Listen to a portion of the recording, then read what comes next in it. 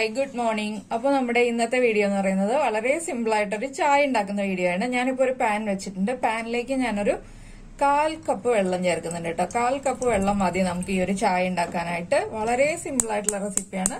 അപ്പൊ ഞാൻ 1/4 കപ്പ് വെള്ളം ചേർത്തിട്ട് ഒരു സ്ട്രോങ് ചായ ഉണ്ടാക്കാൻ പോവാണ്. 1/4 കപ്പ് വെള്ളത്തിലേക്ക് നമ്മള് ടീ പൗഡർ അല്ല ആഡ് ചെയ്യുന്നത്, ടീ ലീഫാണ്. ഞാൻ ടീ ലീഫ് ചേർത്തിട്ടാണ് ഇവിടെ ചായ ഉണ്ടാക്കുന്നത്. അപ്പൊ നിങ്ങൾക്ക് സംശയം ഉണ്ടാവും ഏത് ടീ ലീഫാണെന്നുള്ളത്. ഞാൻ റിപ്പിളിന്റെ ടീ ലീഫാണ് കേട്ടോ ആഡ് ചെയ്യുന്നത്.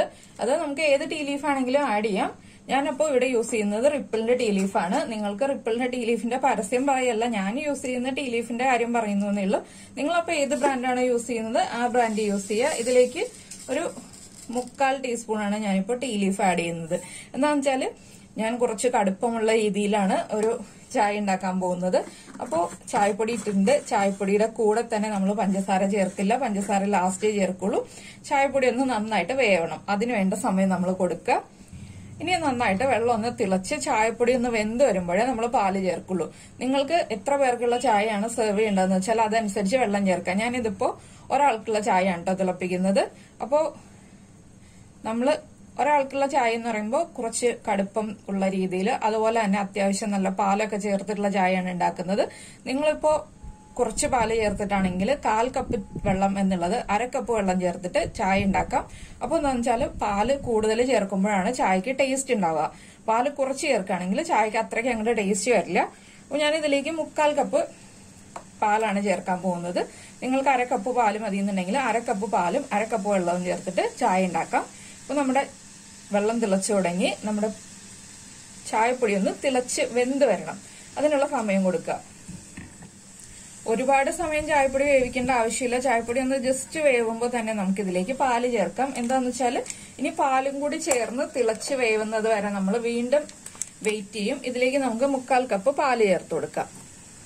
തിളപ്പിച്ച പാലല്ല, നമ്മൾ പാല് ചേർത്തിട്ട് വീണ്ടും ഒന്നുകൂടി ചായ ഒന്ന് തിളപ്പിച്ചെടുക്കണം. ഇനി ഒന്ന് പാലും ചായയും ചേർന്ന് തിളച്ചു വരട്ടെ. ഇതുപോലെയാണ് കേട്ടോ ഞാൻ ചായ തിളപ്പിക്കാറുള്ളത്. നിങ്ങൾക്ക് പാല് തിളപ്പിച്ചതിന് ശേഷം ഈ ഒരു ചായ തിളപ്പിച്ചതിലേക്ക് ചേർത്ത് മിക്സ് ചെയ്യാം. പക്ഷെ ഇതുപോലെ ചായ തിളപ്പിക്കുമ്പോൾ നല്ല ടേസ്റ്റ് ആയിരിക്കും. അപ്പൊ ഇനി പാലും കൂടി ഒന്ന് തിളച്ചു വരട്ടെ, അതുവരെ നമുക്ക് വെയിറ്റ് ചെയ്യാം. അപ്പൊ നമ്മുടെ ചായയും പാലും എല്ലാം ചേർന്നിട്ട് ദാ തിളച്ചു വരുന്നുണ്ട്. തിളച്ചു വരുമ്പോൾ നമ്മൾ ഒന്ന് ഇളക്കി കൊടുക്കാം കേട്ടോ.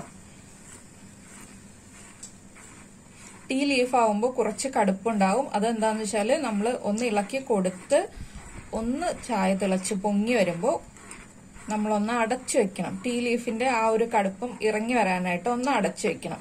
അപ്പൊ നിങ്ങൾ ടീ ലീഫ് ഉപയോഗിച്ച് ചായ ഉണ്ടാക്കി നോക്കിയിട്ടില്ലെങ്കിൽ ഇതുപോലെ ഒന്ന് ചായ ഉണ്ടാക്കി നോക്കൂ. നിങ്ങൾക്ക് ഉറപ്പായിട്ട് ഇഷ്ടപ്പെടും കേട്ടോ. ടീ ലീഫ് ഉപയോഗിച്ച് ഈ രീതിയിലാണ് ചായ ഉണ്ടാക്കേണ്ടത്. എന്താന്ന് വെച്ചാൽ നമ്മൾ പാലും വെള്ളവും എല്ലാം ഉപയോഗിച്ച് ഒരുമിച്ച് തന്നെ തിളപ്പിക്കാൻ വെക്കരുത്. ടീ ലീഫ് ഉപയോഗിച്ച് ചായ ഉണ്ടാക്കുമ്പോൾ ആദ്യം വെള്ളത്തിൽ ടീ ലീഫ് ഇട്ടൊന്ന് തിളപ്പിച്ച് വേവിച്ചെടുത്തിട്ട് നമ്മൾ പാല് ചേർത്ത് മിക്സ് ചെയ്യുകയാണെങ്കിൽ നന്നായിട്ട് കടുപ്പമുള്ള ചായ നമുക്ക് കിട്ടും. അതുപോലെ നല്ല ടേസ്റ്റിയാണ് ടീ ലീഫ് ഉപയോഗിച്ചിട്ടുള്ള ചായ. ടീ പൗഡർ ഉപയോഗിച്ചിട്ടുള്ള ചായയേക്കാൾ ടേസ്റ്റ് ടീ ലീഫ് ഉപയോഗിച്ചിട്ടുള്ള ചായയാണ്. അപ്പൊ നിങ്ങൾ ടീ ലീഫ് ഉപയോഗിച്ച് ചായ ഉണ്ടാക്കാറില്ലെങ്കിൽ ഉറപ്പായിട്ടും ഒന്ന് ട്രൈ ചെയ്യൂ. അപ്പൊ നമ്മുടെ ചായ തിളച്ചു തുടങ്ങി. നമുക്ക് ഫ്ലെയിം ഓഫ് ചെയ്തിട്ട് ഒരു 30 സെക്കൻഡ്സ് അടച്ചു വെക്കാം. അതിനുശേഷം നമുക്ക് ചായ അരിച്ചെടുത്തിട്ട് നമുക്ക് പഞ്ചസാരയൊക്കെ ചേർത്ത് ആവശ്യത്തിന് പഞ്ചസാര, അതെന്താണെന്ന് വെച്ചാൽ ഞാൻ അളവ് പറയാത്തത് നിങ്ങളുടെ ആവശ്യത്തിന്. ഞാൻ 1 ടീസ്പൂണിൽ താഴെ പഞ്ചസാര ഈ ഒരു ചായയിലേക്ക് ചേർക്കുള്ളൂ. അതിനുശേഷം നമുക്ക് പഞ്ചസാര ചേർത്തിട്ട് അരിച്ചെടുത്ത് ചായ കപ്പിലേക്ക് മാറ്റാം.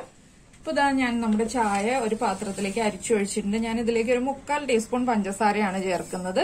ഇത്രയും മതി കേട്ടോ. ഞങ്ങൾ ഇവിടെ മധുരം അധികം ഉപയോഗിക്കാറില്ല, അതുകൊണ്ടാണ് ഞാൻ 3/4 ടീസ്പൂൺ പഞ്ചസാര ചേർക്കുന്നത്. നിങ്ങൾക്ക് 1 ടീസ്പൂൺ വരെ പഞ്ചസാര ചേർക്കാം. അപ്പൊ നമ്മുടെ ചായ ഇതാ പഞ്ചസാര ചേർത്ത് റെഡിയാക്കി എടുക്കുന്നുണ്ട്. ഒരുപാട് സ്ട്രോങ് ചായ അല്ല കേട്ടോ, ഒരു മീഡിയം സ്ട്രോങ് ചായയാണിത്. ഒരുപാട് സ്ട്രോങ് ചായ വേണമെങ്കിൽ നമുക്ക് 1 ടീസ്പൂൺ വരെ നമ്മുടെ ചായപ്പൊടിയല്ല ടീ ലീവ്സ് ആഡ് ചെയ്യാം. അപ്പൊ നമ്മുടെ ചായ നമ്മൾ പഞ്ചസാരയൊക്കെ ഇട്ട് റെഡിയാക്കി എടുത്തിട്ടുണ്ട്. ഇനി നമുക്കിത് കപ്പിലേക്ക് ഒഴിക്കാം.